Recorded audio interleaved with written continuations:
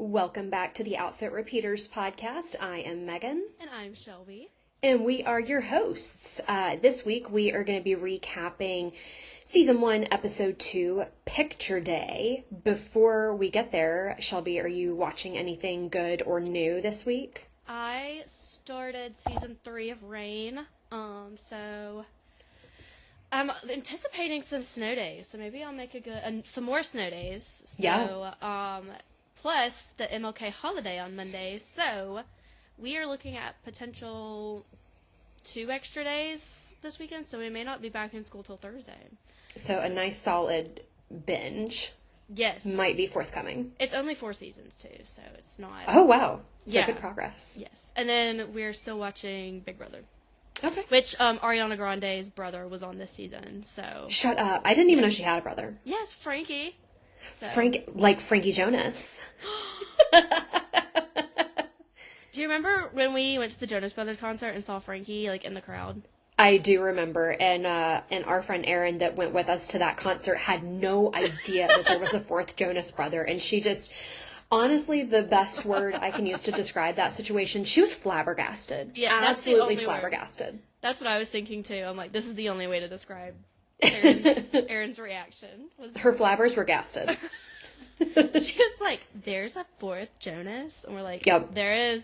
And he's not in the industry. That's the other part that's a little bit, I guess you could say shocking that, they didn't find a way to work him in, even though, there's a pretty substantial age gap between Nick and Frankie, so it kind of didn't make sense to have him in the band, but, musically speaking, he didn't pursue any kind of music career, and as far as I'm aware, didn't really act either. I think he did little cameos in their Disney show, maybe? Yeah, but I don't think he ever kind of, pursued a solo career in any way. I don't think so. Not to my knowledge.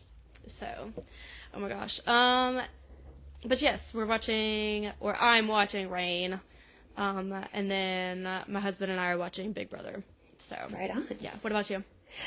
So we're still watching Survivor. We just finished a season at the end of last week and have started a new season. We're actually going in reverse order, and it's just based on what's on Hulu. They're not all there in consecutive order.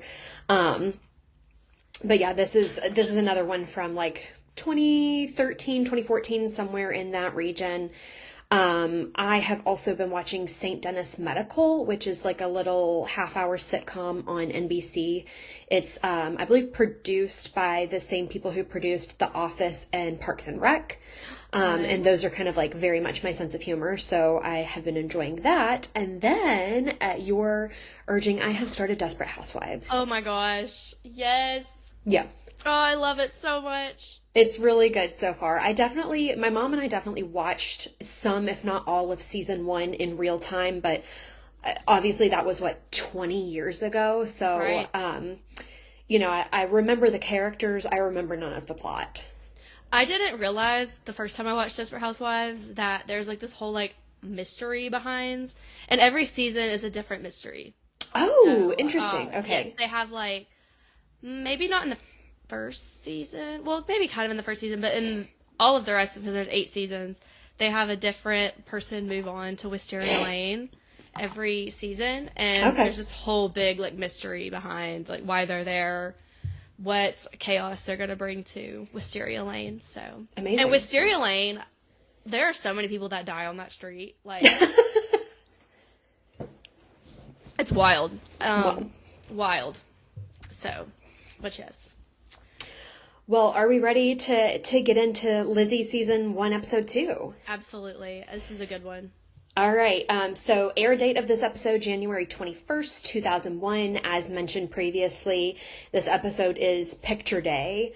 Arguably, this is one of the most memorable episodes in Lizzie history. I would definitely argue this is probably a top 10 memorable episode, if not even top 5. So I agree. Really good one. So, we start with a flashback. We start at the end of the episode and then work our way backwards. I love it. And we start with Lizzie getting absolutely doused with green paint. And I said, I love the way that the opening of this with the flashback is shot to look kind of like a low budget horror film. Yes. With the sideways camera angles and the dramatic music in the background. Yes, and then like you hear Gordo just being like, "What are you doing?" And then like nothing, you don't see them. It's from the outside Right. of the pool.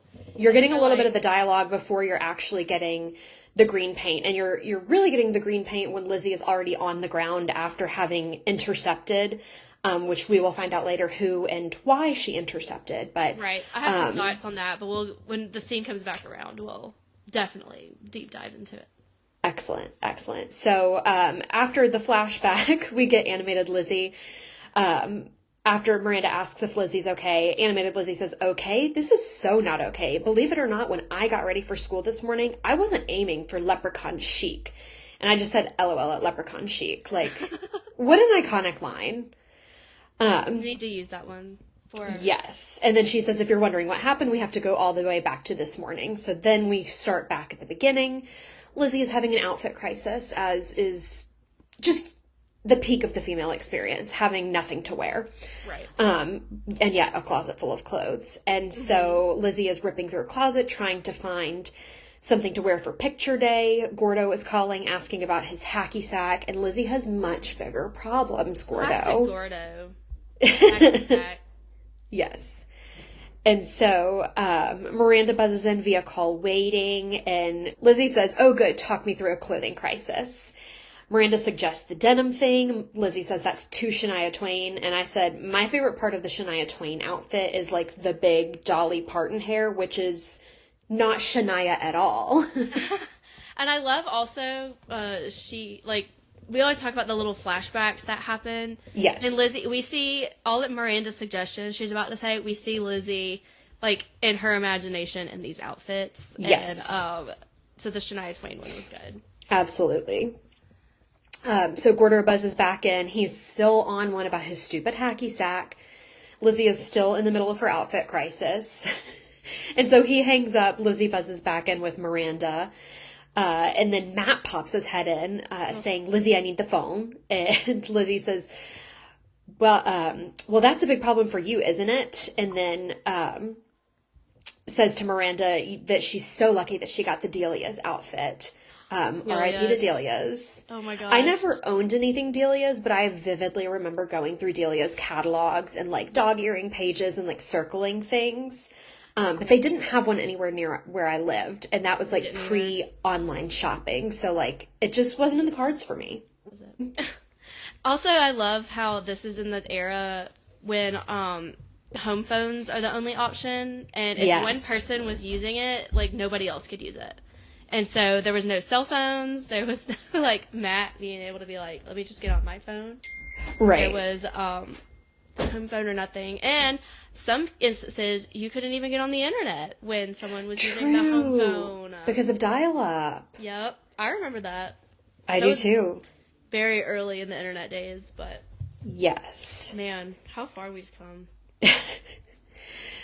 So then Miranda says $3 an hour to clean Mrs. Fernelius's backyard isn't exactly luck. And I'm just thinking to myself, $3 an hour? Like, absolutely not. Even when I was babysitting, around their age, like 11, 12, 13, I was probably still making $5 or $7.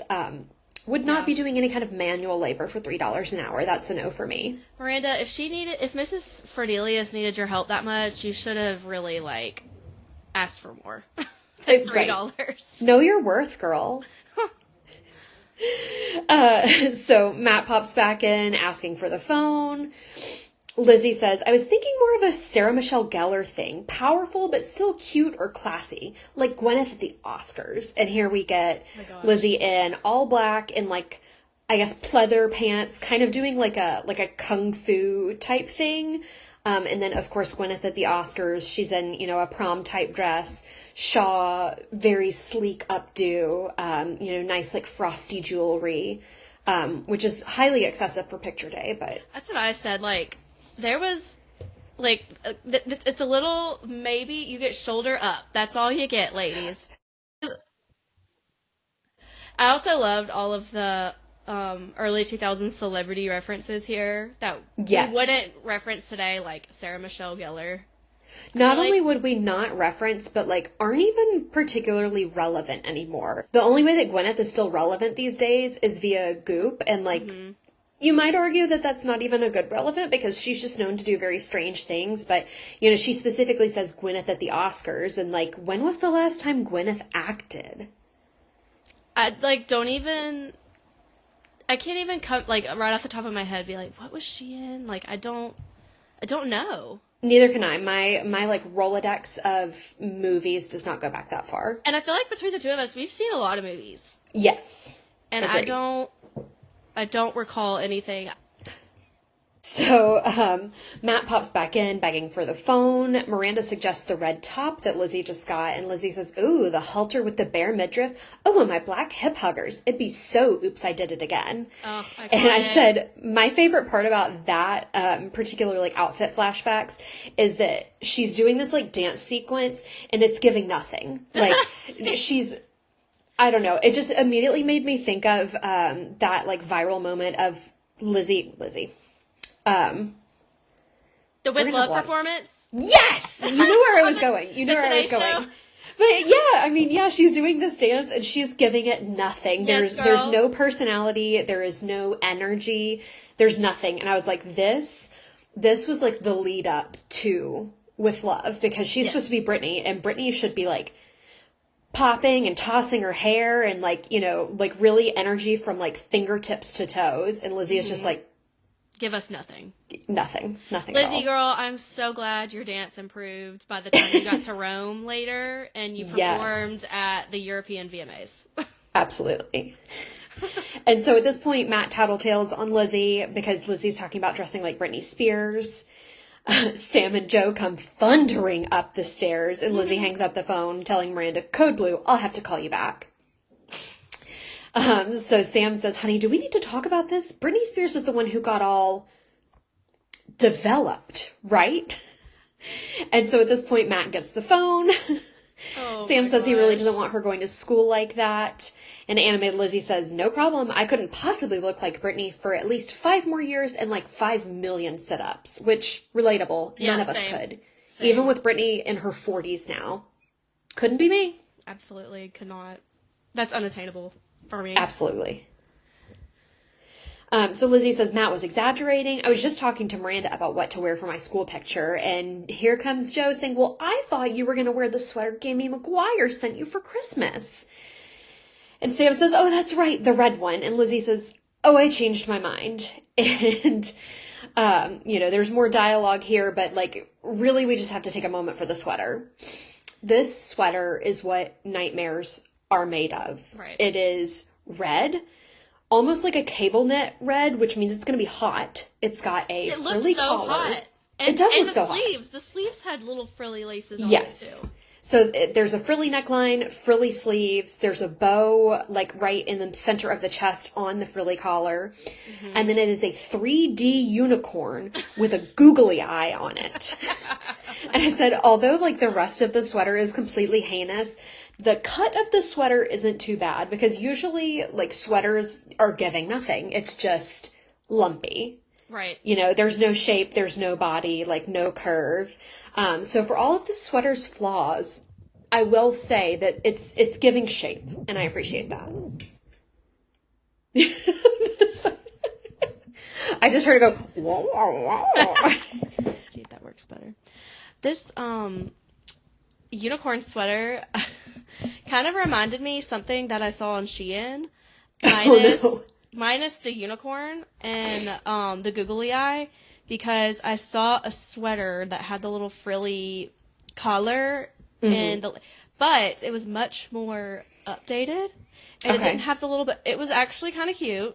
Okay. So I think the sweater at its base, if it didn't have the unicorn on it, could have been fun. She could have gotten away with it. Agreed. Maybe she didn't want to wear it, but the unicorn just really set her over the edge. And honestly, any parent that's going to make their 12-year-old wear that to school is diabolical. Truly.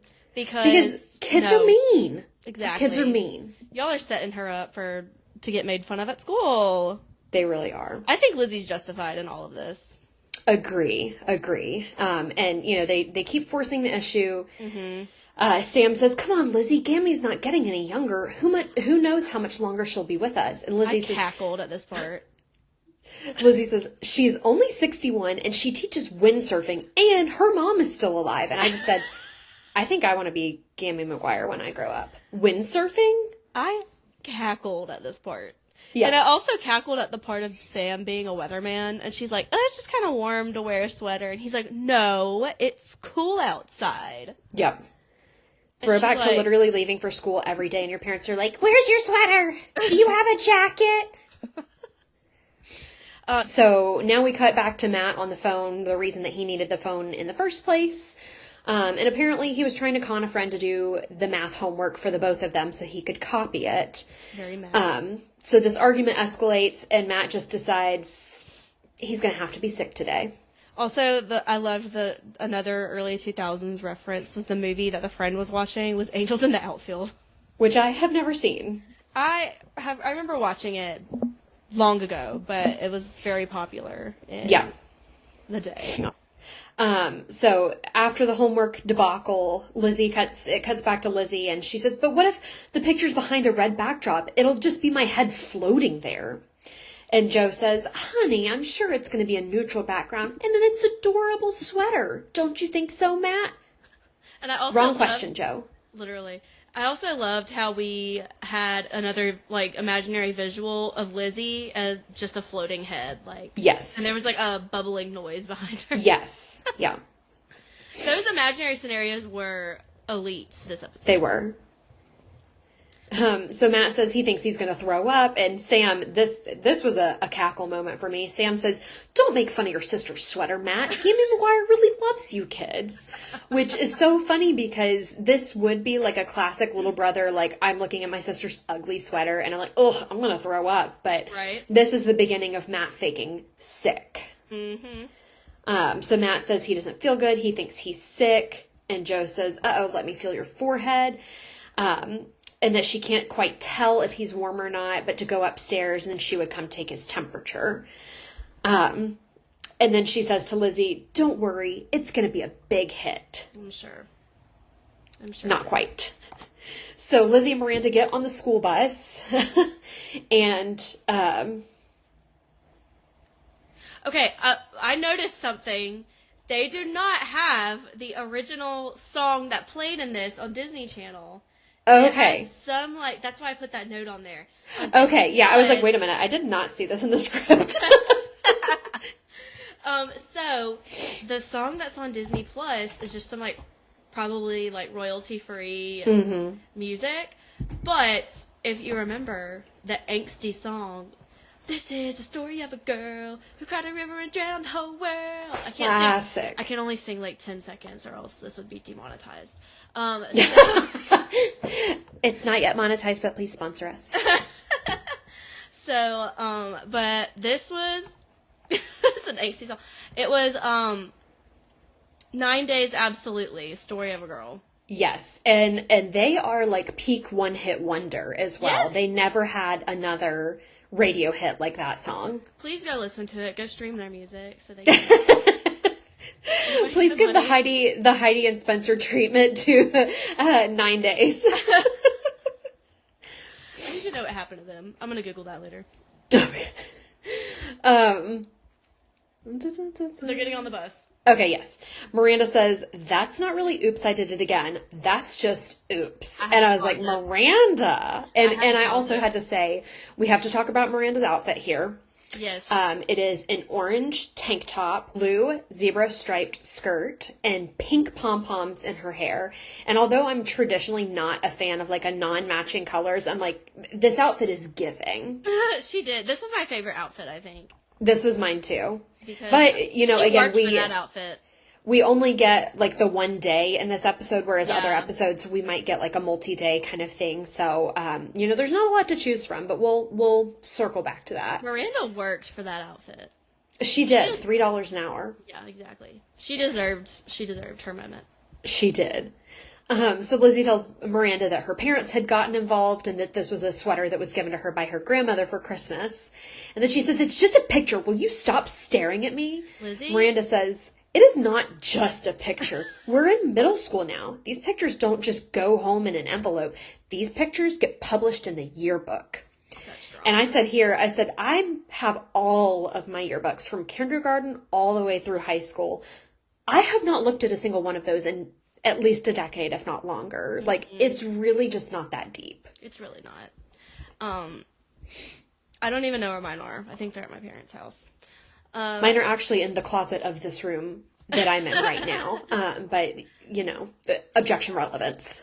I'm just like, it's really not that. You look at your yearbook for like a week, and then you're like, okay, that's it. You find all the pictures of you in it. Yep. And then something else grabs your attention. That's kind of the end of that.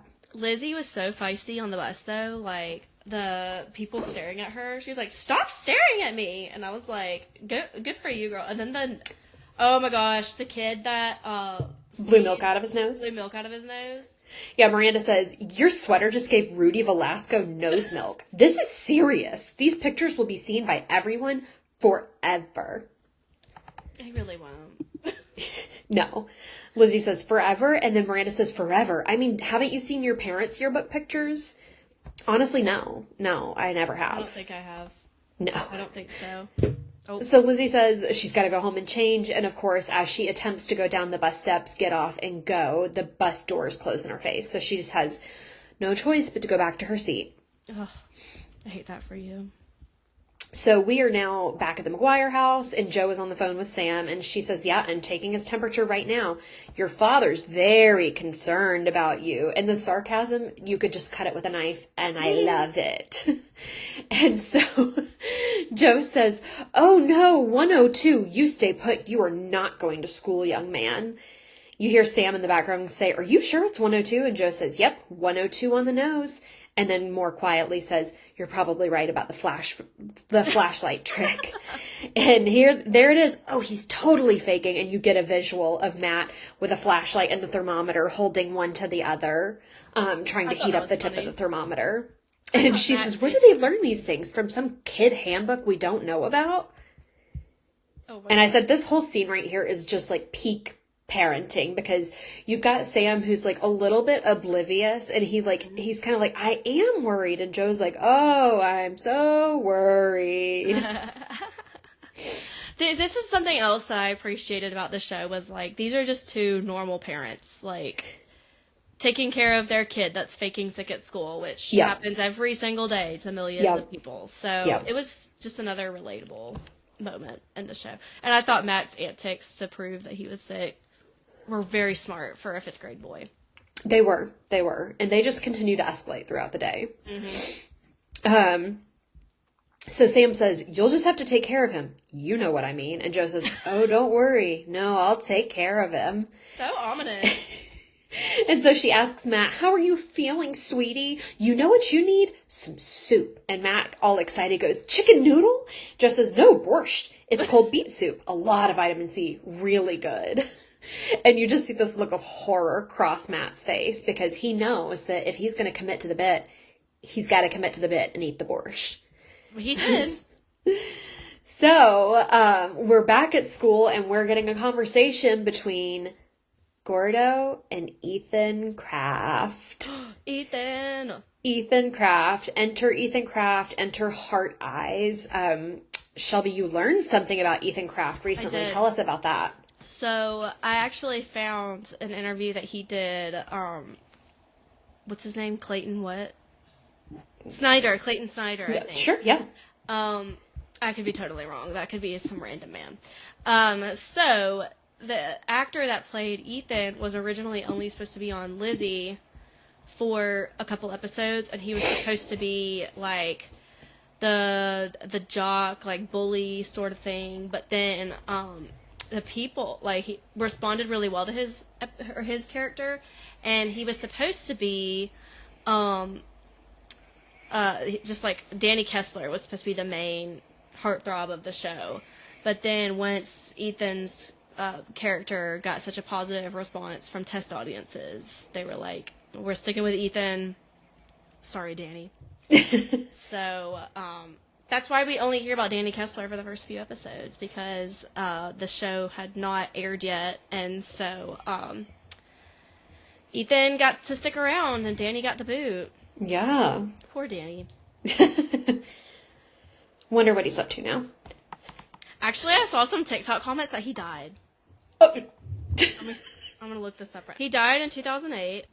According to Reddit, the Lizzie McGuire Reddit, Danny Kessler passed away at the age of 22 in 2008. Dang.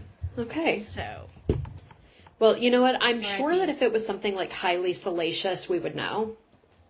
Maybe. There's some like links to some Twitter threads, but they all keep saying like, I don't know if it's real or not. So I don't know. It's on Reddit if you want to go look into it.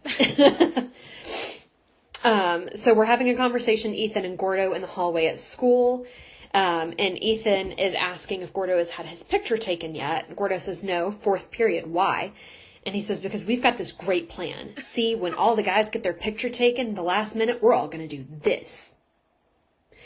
And so, if you're lacking the visual here, basically Ethan is like tilting his chin up and making this like very stoic and serious face.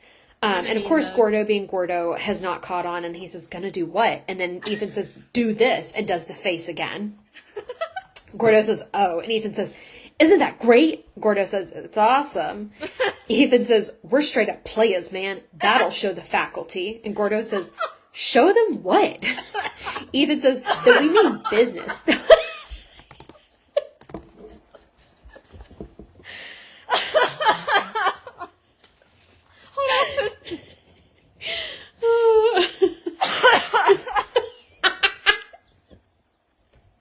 Should I leave this in there?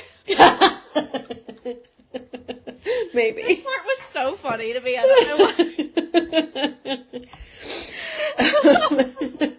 So Gordo says, show them what? Ethan says, that we mean business. So you in? And Gordo says, I don't know. Ethan says, you better not be against this, man. You got to survive this school, and it's a long time till summer. Like, when Ethan said, we're straight up players, man, that'll show the faculty. Yeah. I had to pause it. I was like, rewind that.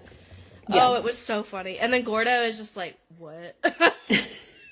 And what's funny to me, too, is that, like, this is one of those shows, and we see this arc a lot in, like, early aughts sitcom-type shows, where a character starts off just being, like, a regular guy, and then at some point in time, they decide to transition this guy to being the dumbest guy on the face of the earth. So, like, examples of this are, Joey in Friends. Joey starts out being a regular guy. Joey gets increasingly stupider throughout the show. Or Eric on Boy Meets World. Eric starts out being a totally regular guy and then gets increasingly stupider, which is like a little bit frustrating to me personally. But this kind of follows that same trajectory. You know, Ethan Kraft in 10 episodes from now would never say that we mean business. Like, who is this guy? I guess that was like his like whole like, oh, they're trying to make him the bully jock or whatever. Yeah. But then they were like, oh, well, he's a very likable character. Yeah. So we'll keep him around. And, we'll strip him of his intelligence, but let him be likable. Right. He's a golden retriever. When we get to the episode where Lizzie does the advice column, that is so funny to me when Ethan becomes President of the United States, and he's married to Kate, and they're, like, arguing in the Oval Office, and he's like, why did I marry you? I still cackle at that episode every time. Okay. So, Ethan and Gordo wrap up their conversation. Now we're back to Lizzie and Miranda. Miranda says, you don't get your picture taken till 6th period. There's got to be someone you can borrow an outfit from by then. Gordo walks up and says, what's going on? Whoa. And at this point, he's clocked the sweater. Lizzie says, dead in his tracks. Yes. Lizzie says, long story, Gordo. Gordo says, I got time. Then we get, okay, my grandmother and when I got to school, and you're getting this like highly sped up version where it's like basically just like squeaks as Lizzie is retelling this story. And you get all the visuals too. And you get all of the visuals. And then Gordo says, I didn't know your grandmother taught windsurfing. And I said, classic Gordo, that the only thing he gleans from this recap is that Gammy McGuire teaches windsurfing. I didn't know your grandma taught windsurfing. And then she says, thanks, Gordo. That's really helpful. That was her next line. Yeah. So then Lizzie's just recapping how bad all of her other pictures have been taken from 4th grade to present, and she really is just desperate to look good in a school picture this year. And Gordo says, everyone's obsessing with these pictures. You're freaking out because of a sweater. And Lizzie says, how I look in this picture has a lot to do with what everyone in school thinks about me. Gordo says, you really care what a bunch of jocks and cheerleaders think about you? And simultaneously, Lizzie and Miranda go, yeah. And so basically, like, you know, what we get from this is that they're putting a lot of emphasis on the pictures and that their classmates are going to think certain things about them based on their pictures. So I'm curious, you already have talked about how you went to a school with uniforms and that, you know, picture day was just a polo. But, like, did any of your classmates seem to care how anybody else's school picture turned out? No, I don't think so. I don't remember, like, when I got my yearbook going through and being like, ooh, like, look at her. Look at that. Like, I feel like I spent very little time going through, like, actual class pictures where we're getting the headshots of each individual student. I was more concerned with how many other pictures I might have been in, whether it was just, like, candids or club pictures or whatever. But, you know, I always wanted to, like, pick a cute outfit, but the only people who actually cared about my yearbook photos were my parents because they're ordering prints to send in, like, Christmas cards and things. That's true. Although I will say there was one year where my mom was not available picture day and my dad dressed me and that was a disaster. Do you remember those metal headbands that had, like, the little teeth on them? Oh, they and then, like, so the top bad. is beaded. So, yeah, my dad let me dress myself and I picked an orange and pink tie-dye shirt, which was not the problem.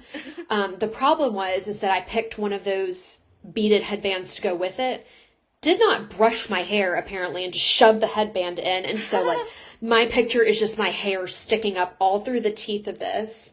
And then, of course, we get the proofs of these pictures, and my mom is mad at my dad. And I had to end up going on makeup day to retake this picture because my hair looked absolutely wild. But Not makeup day. Other than that, like, nobody cared about what anybody looked like in their class photos. They just didn't. No, especially when, like, I don't think that one picture should define you as as Lizzie said. Lizzie's being dramatic here. Right. Because also, the people who are going to look back on those pictures, like, in the yearbook, they're going to remember the other 180 days you were at school and you, like, maybe had a cute outfit on, or you looked put together. Like, they're not just going to be like, oh, that one day Lizzie wore that unicorn sweater. Like, so she's putting way too much emphasis on one singular picture when they spend a whole 10 months together at school. Mm-hmm. And she interacts with them, and she, like, actually can get to know people, and they can get to know her, and not just be reminiscent of a picture. Yeah. So Gordo says, how you look in a picture doesn't mean you're a good person. I'm studying John Wilkes Booth in history. He looked good in pictures, and he was kind of a jerk. And animated Lizzie said, it can be a little tough when one of your two best friends says things that are kind of bizarre. And Miranda comes in and says, well, John Wilkes Booth wasn't trying to get Danny Kessler to like him. Which, number one, is funny because we know that this is, like, the second to last episode that Danny Kessler is even relevant. Mm-hmm. But number two, also funny because, you know, adjacent to our conversation that we were just having, like, nobody is going to look through a yearbook and be like, you know what? Based on that photo, she's the one.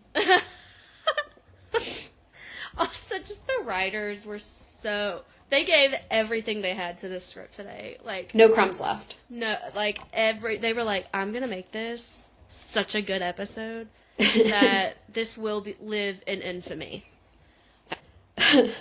So Lizzie says, I've got to go get an outfit. And then right here, right now is where we see that Miranda and Kate Sanders are wearing the exact same outfit. Oh my gosh, it could not be worse. And so animated Lizzie says, throughout the animal kingdom, it's a well-known fact that males fiercely compete to establish themselves within the herd. But in middle school, girls get in on the action too.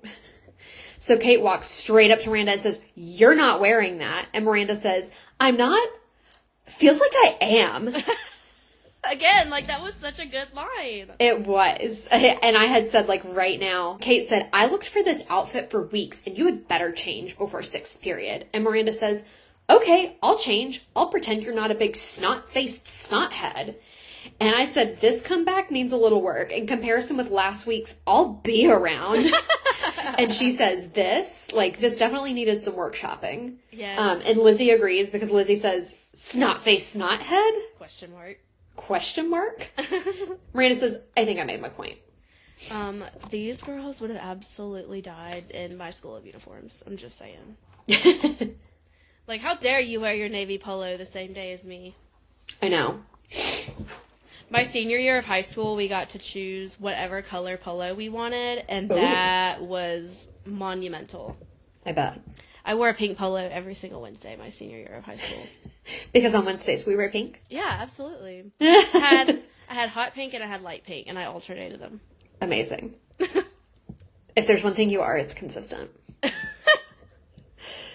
So we are now... Yeah. So we are now back at the McGuire house, and you get the clanking of a spoon hitting a bowl, because Matt has finished his entire bowl of cold beet soup. And Joe says, well, that's my little trooper. Bet you feel better now. And Matt says, yeah, I mean, no, I still feel pretty sick. And Joe says, what you need is some peace and quiet. And Matt says, I do? And then Joe feels his forehead and says, honey, you're burning up. I've got to sweat this fever out of you. And at this point in time, like, Matt is trying to turn on the TV, and Joe has the secondary remote in her hand, and every time he turns it on, she turns it off, and so on and so forth. I thought that was funny. And I just said, if my parents had this kind of exchange with me, where I was turning the TV on while they were trying to turn it off, I would have gotten smacked. That would not have been acceptable No. in our household either. No. Absolutely not. No. So Joe says he needs to go upstairs. She's going to turn on the vaporizer and she's going to wrap him up in the old wool blanket. Ugh. Here, Matt complains that it itches. And she said, well, only if you move around, and you'll be wrapped up so tight you won't be able to. And here Matt is trying to compromise. So after I sweat, I can watch TV. And Joe says, uh-huh. And Matt says, well, can I get some water before we go upstairs? And this is where you know that he's up to something. Joe says, sure, honey, go ahead. And then Matt goes to the fridge, gets out a jar of jalapenos. Oh, no. And says, these always make Dad's head sweat. Takes a bite of one, doesn't realize exactly how hot it's going to be, and reaches for the first beverage that he can find to cool down his palate, which happens to be prune juice. So Matt is really... in our fridge? He's really in a hell of his own making at this point. Like, he has committed to the bit so hard, and now he's just actually going to physically make himself sick because of what he's done. Yep. So we are back at school, and you hear a photographer in the next room shouting, next! And Lizzie walks up to Gordo, who's in line to take his picture, and she says, hey, Gordo. And he says, no luck finding an outfit, huh? And she says, oh, plenty of luck. All bad. And then she says, Bethany Adelstein says I can borrow her sunglasses so maybe people won't know who the poor she-geek is. Then you hear a student screaming, ow, my eyes! So, like, clearly whatever is going on in here is, like, so dramatic. Which Lizzie should take comfort in, because apparently nobody's pictures are turning out well. So correct. That should give her, some peace. Yes. Especially when the girl's like, I wasn't ready yet. and then she comes out and it happens to be a girl in headgear. Oh, bless her. Which, they made it seem like this was such, like, a universal teen experience that, like, teens had to wear headgears in public. I never knew anybody that had to wear their headgear around the clock. The only people I knew that had them had to wear them at night. I don't even think I knew one person who had to wear it at night. Well, there you go. Or maybe, like, I don't know, things that just changed by the time people were getting braces. Maybe. In 2001, I didn't know anybody that had braces because I was 6. But when I got to middle school, maybe things were different. I don't know. It could be. They just didn't tell anybody. Who knows? True. That's not exactly something that you want to admit to your peers. So Gordo says, I just don't see why we should give in to all the peer pressure. And Lizzie says, because we have peers and they put pressure on us. Like, if it was just you and me, I wouldn't care how I looked, but I do have to live in this world. I think that was funny because At this point, we have no, like, indication that Gordo has a crush on Lizzie. So her saying, like, I don't care how I look in front of you. Like, imagine, like, if you had a crush on someone and they were just like, I don't care how I look in front of you because your opinion of me doesn't matter. Yeah, like, I don't know. I was like, oh no, that didn't turn out well for Gordo in that moment. Yep. So now Gordo's getting ready to take his picture, and Ethan saunters up and says, remember, Gordon, and just makes the face again. So now Gordo's in front of the camera, and the photographer keeps yelling at him to smile, and he's like, that is not a smile. Again, this is the only adult we see in this entire school all day, is the photographer. So Gordo's having a flashback of Ethan saying, you got to survive at this school, and it's a long time till summer. Menacing. And also the flashback of Lizzie saying, how this picture comes out has a lot to do with what everyone in school thinks about me. So, Gordo's having these flashbacks, and in the end, when the photographer says 3, he goes from smiling to not smiling, just like Ethan told him to. And I still it really wasn't even like the mean mug face that Ethan was trying to get him to do. It was just a completely blank expression. Not a thought behind those eyes. So now we get animated Lizzie again, who is just racking her brain for someone to borrow an outfit from. She says, Lisa Chung? No, she blew me off. Allison Gendel? She smells like feet. And here you get like a close-up of someone's like feet and they're like rubbing them together. It's like so icky. I missed that. I have to go back. And then she says, Tamara Scarpati? Oh yeah, like that's going to work. And apparently it's because Tara is like, I don't know, 6 or 8 inches taller than Lizzie. And then she lays eyes on Parker McKenzie. She says, nah, she hates me since I sat on her Titanic lunchbox in 5th grade. I'd rather die than go crawling to her. And yet, Lizzie walks right up to Parker, plops down, and compliments her shoes. And Parker is giving nothing. She says, uh-huh. And Lizzie says, no, those are like majorly fabulous. And Parker says, whatever, I guess yours are okay too. And then Lizzie says, well, if you like them, you can borrow them anytime. And maybe I can borrow something from you, like maybe your blouse. And this is where the jig is up because Parker says, oh, that's right. I heard you were begging people for their clothes. Everybody thinks that's really creepy. And animated Lizzie says, your shoes suck. And she like blows them up with dynamite.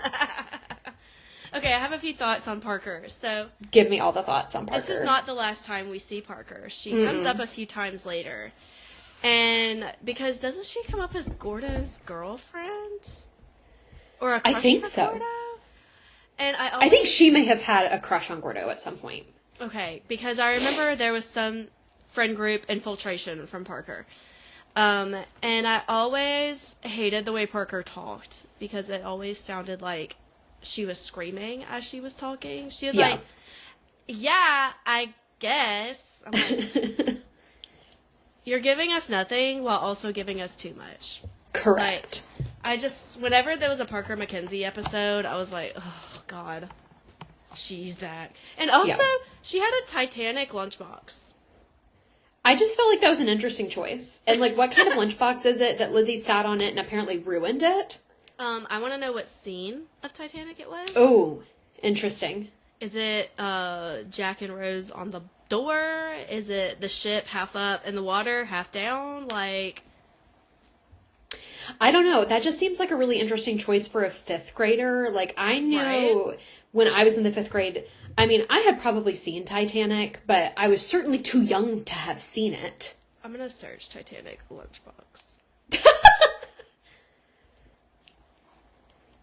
There are here at the Outfit Repeaters pod, research is very important to us, so we're giving you real-time updates. You can get from Amazon, Etsy, or AliExpress. It just is a picture of the Titanic sailing, so. But I'm sure Jack and Rose were on Parker's. Interesting. It had to be. It had to be. I just had questions about the Titanic lunchbox. Yeah. Not Hello Kitty, not, whatever, Titanic for your 5th grader. Yeah. Like, tell me you take yourself way too serious without telling me.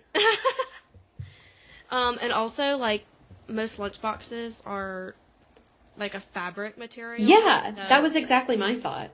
It's, if you sit on it, it's just it's just going to go back to its regular size. Right. You would be more upset about someone squishing the sandwich that was inside the lunchbox than, like, potentially having ruined the lunchbox itself. Or, like, sitting on my bag of Doritos. Oh. That's a finable offense. Federal prison. So we go back to the McGuire home. Joe is asking Matt if his tummy is still jumbled. And Matt said, no. And Joe says, oh, good, you can help me wind some yarn. So then we get this. The time montage? The sequence of Matt holding his arms up, Joe is winding yarn. You're getting a tick-tock sound in the background. You're getting, like, all of these clocks, like, spinning, the hours and minutes passing. Sunrise. Yes, sunrise, sunset, a flower completely blooming. unfolding. Yeah. Which is hilarious. And Matt at some point asks if he could go get some soda crackers. And Joe says, sure, as soon as you cool down, you can watch some TV. And this is where Matt goes into the kitchen and gets ice from the dispenser to cool himself down. But the funniest part of this is that Matt puts the ice down his pants. And you get this, like, I don't even know how to describe it. There's this music in the background that is like... opera sound? Yeah, it's like, oh, yeah.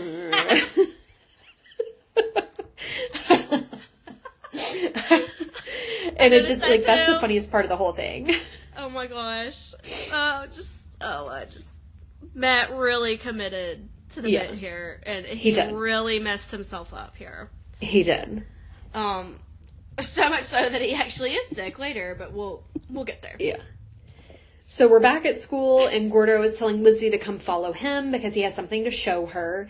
And Lizzie says, Gordo, I'm busy, and this is important. And Gordo says, well, my thing's more important. Opens his locker and says, take your pick. And he's got, like, 3 or 4 women's shirts in the locker for Lizzie to choose from. Lizzie, of course, is amazed and so happy and asks where he got them from. And he says, the drama department is putting on a play. The girl in charge of costumes owed me a favor. She needed a partner for clog dancing class. And I said, Gordo was a real one for cashing in this favor with a girl who is 20 years older and 200 pounds larger than he is. That was a grown woman. That was a grown woman. Why is she dancing with a 12-year-old? Again, the last episode we discussed the other students at this school are not middle school students. Yeah.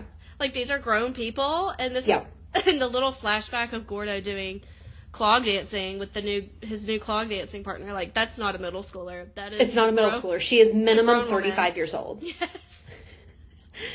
Oh, goodness. So Lizzie picks a shirt, and the shirt she picked is so, like, soccer mom. It's ridiculous. It is. She picks a white, like, sleeveless button down. Button down? Yes. And she says, so retro. And I'm like, retro is not the word. I mean, is it a timeless, like, choice? Yes. There's nothing more timeless than a classic white button down. But, like, the fact that it's sleeveless is, like, a little... Also, I wouldn't have worn a white sleeveless button down when I was 12. Yeah. You know what? But if the alternative is, like, a long sleeve button down that's, like, pink or blue, like, the white was probably the lesser of all the evils. That's true. I could wear a button down as my uniform top. Oh. It had to have my collar. Retro! Could not be sleeveless, though. You absolutely had to have sleeves on. Well, I mean, yeah, because that's how the devil gets you, is by, showing the shoulders. Showing the shoulders. So at home, we're back at the McGuire house, and Joe says, let's do some fraction drills. Oh, no. And now Matt is actually spiking a fever, actually feeling so badly. And Joe says, oh, honey, how did you get so sick? And you can tell that this is stemming from a place of she feels like she's done this to him. She really hasn't. She just doesn't know what he's been doing in his, like, small moments of privacy to contribute to his own sickness. And Matt says, I don't know. Hot peppers, ice in my pants, no more yarn, which is so funny. Joe just attributes this to him being delirious, but really, like, he's actually stating the truth about how he got so sick. Yep. You're delirious. So we're back at school. Lizzie, Gordo, and Miranda are in art class, and Miranda's this perfect outfit. Very Kirsten Dunst meets South Beach. We're going to look so good in our pictures. And so they're... meet South Beach. Yeah. I guess because Bring It On was super popular at this point in time. Yeah. Which I got the Kirsten Dunst reference. I don't know anything about. I don't know about the South Beach. I don't know if they're referencing that as like a show or a movie or just like the place South Beach. Maybe, who knows? Let us know in the comments. Who knows? Enlighten us. So they're drawing, I guess, like still lifes of like a bowl of fruit. And here is where you cut over to Kate whispering into like some dweeby kid's ear. Mm-hmm. Animated Lizzie says, "Why is Kate being all nice to Ed? And what's he doing with paint?" I know, Kate's got a plan. She's hired Ed to whack Miranda's outfit. Miranda worked hard for 3 months to get that outfit. Her picture will be ruined. And so Ed has a vat of green paint. We all know where this is going. And here is the slow-mo where Ed starts to throw the green paint at Miranda. And Lizzie jumps directly in front of the green paint. Somehow, Miranda not getting a single residual splash of paint on her. And also, where is the teacher? I had that same question. And also, as Lizzie is putting this all together in her mind, like, why doesn't she stand up and be like, I literally see what you're about to do? Like, yeah. Like, call him out. And then tell, like, Miranda to move. Miranda is just standing there as Ed gets closer to her, making direct eye contact. Just maybe absolute deer in the headlights behavior. Maybe she's in fight, flight, or freeze. Who knows? Probably. And she's a freezer. But, like, again, Lizzie, why didn't you just be like, Ed, I see what you're doing. Yeah. Stop. Yeah. Also, we missed the part where, when they're drawing their fruits, they're painting their fruits, Miranda says, I don't want to draw fruit. I'm going to draw in sync. So this is where you see that the opening sequence where we were getting the flashback, this is how it ended up. This is how Lizzie ended up covered in green paint. And animated Lizzie says, I can't believe it either, but Miranda would jump on a paint grenade for me. Besides, green's very in this season, and it's not like I was the only one whose picture came out weird. And so here's where you get Ethan Kraft chickening out of doing the face, and he ends up doing this really dweeby, like, soft smile. And then Kate is mid-sneeze for her picture. Oh, no. Miranda's picture turns out beautifully, and Gordo's turns out, as Lizzie says, all moody and troubled, like Freddie Prinze Jr. And then Lizzie somehow, she's covered in paint and holding up the sweater, which, you know, I don't know, like, I never tried to hold up anything in my school pictures, but I just don't foresee the photographer being like, yeah, that's fine. Do what you need to do. If they didn't let Kate have a redo of the mid-sneeze, but they let Lizzie do that, I would be mad if I was Kate, just saying. Correct. But Kate got her karma. Kate deserves it. That's true. Kate, girl, we can't back you up here. So, back at the McGuire home, when the picture proofs, I guess, come home, Sam says, well, she does have the sweater, and Joe says, oh, yeah. And Sam says, and we don't have to worry about ordering wallet sizes this year. And there it is. Like, that just really ties it up, like, to our conversation about, like, nobody cares about your yearbook photos but your parents because they want wallet sizes. And, like, your, like, extended family who wants your pictures. Yep. That was a good little bow at the end of the episode. It was. So, final thoughts? So we got some bloopers again, like we talked about last week. And I noticed something on, what do you call the thing that the directors use to, like, it has the thing, the directors, and they're like, Mark. I know what you're talking about, but I don't know the formal, hang on, let's Google it.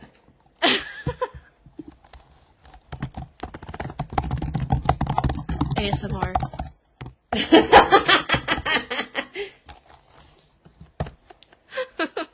Oh, okay. I almost said this, and then I was like, no, that doesn't feel like it's right. It's called a clapperboard. I wouldn't have guessed that, but appropriate title. Appropriately named. Yeah. So, the episode, or the series was originally called What is Lizzie Thinking? Yeah. And you could see that on the clapperboard. It says on there, what is Lizzie thinking? And Interesting. now that I know that, like, a lot of it, like, the inclusion of animated Lizzie and getting so much of Lizzie's internal thought... Sorry. Getting so much of Lizzie's internal thoughts makes so much sense with what the original title was. Yeah, absolutely. But yeah, I noticed that. That was one of my little standouts. Yeah. Okay, so what was your favorite line of the episode? Oh, of course I just like closed out of that screen. It had to have been Miranda when in her altercation with Kate saying, "I'm not, looks like I am." See, that was a good one. And then 2 seconds later, she comes back with snot face, snot head. I just want to pretend that part didn't happen. Yeah, we'll pretend for your sake, Miranda. I also have a Miranda line. Okay. When I watched this, I had to stop and cackle because it's when Lizzie walks up at the bus and Miranda sees her and she goes, "That's not very oops, I did it again. That's just oops." Yep. I just pause it and cackle. And then I think also Ethan saying, "We'll show the faculty." Show them that we mean business. Business? You're in the 6th grade. What business could you possibly have? Well, what about favorite outfit? Probably Miranda's with the unicorn sweater as an honorable mention. Yep. Same. Because you just can't not recognize You can't not. The unicorn sweater. So, what about you? It had to be Miranda as well. Yes. And I think, too, I mean, obviously Kate is wearing the same outfit, but I think those particular colors on Miranda with the dark hair just look much better than they do on Kate, who is blonde and fair. Yeah, I would... Both of us are blonde and fair. I would not pick that outfit to wear. Yeah. For either of us. So, yes. Oh my gosh. But yeah, I thought we got a lot of good writing. Again, actually reading the script, I'm like, that's funny. Yeah. I 20 years later still think this is funny. Oh, yeah. Y'all just wait till we get to that Sir Raven, because I will be on the floor cackling. Yeah. Yeah. Did you see that TikTok of Raven when it was one of those backdoor pilots for that 50s show with the girl? It was actually the original idea for Hannah Montana. She was supposed to be an actress that, Better Days, it was supposed to be. It was Allison Stoner was on there. Oh. And then she was supposed to be an actress, but she wanted to go to regular school. And they did a backdoor pilot on That So Raven, and Raven's in the audience trying to be famous. So she sings Bingo. She's like, "There once was a farmer." And she's like, and Bingo was his name. Is that it? That was it, wasn't it? I love her so much. And the thing is that, I think she's probably exactly like that in real life. Yes. Just, straight goofing all the time. And that was a Raven, just, a moment. No, that was not scripted. That was her going off script. Incredible. And it was wonderful. Well, you'll have to see it. I can't wait till we get to the Raven, but I will love Lizzie as well. Well, more fun to come. Join us next week for season 1, episode 3. The pool party episode. Pool party, and I guess our farewell to Danny Kessler, technically. The farewell, yes. So, so we're watching Pool Party next week, and so watch along with us.